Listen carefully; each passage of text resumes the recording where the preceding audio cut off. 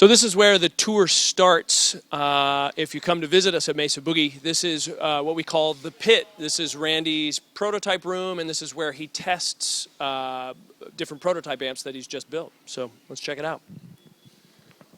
So what you're looking at is just an incredible history of different prototypes, amps that you've seen in a finished format, and quite a few amps that never really made it to market, but a different version of the amp maybe made it. Or so there's a lot of history here, and we can talk about some of the different prototypes that are here.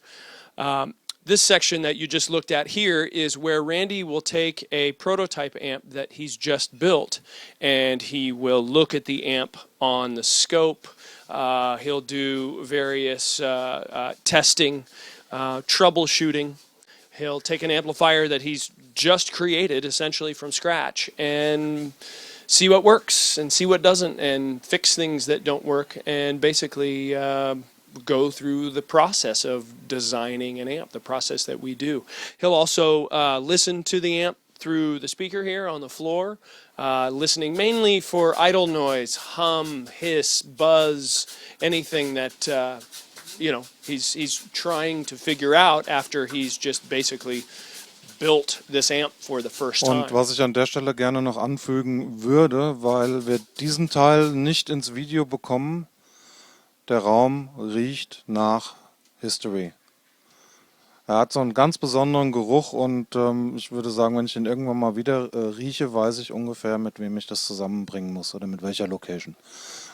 So this amp here is actually the first original rectifier prototype in a Mark IV chassis, and you can see some of the processes where parts are installed, and the process of toning an amplifier takes place.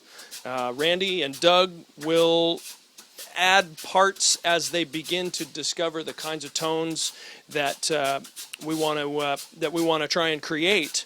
And then Randy, amazingly enough, is able to take this home and incorporate these parts. We call them tone clusters. They're able to incorporate those parts onto a new circuit board design that Randy will redraw, and then create a new prototype that we begin to listen from and work with and tone from there.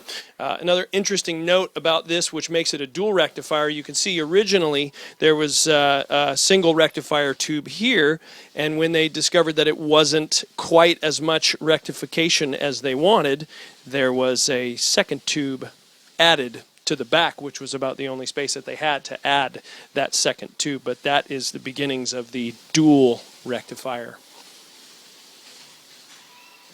So a lot of history right here in this amp.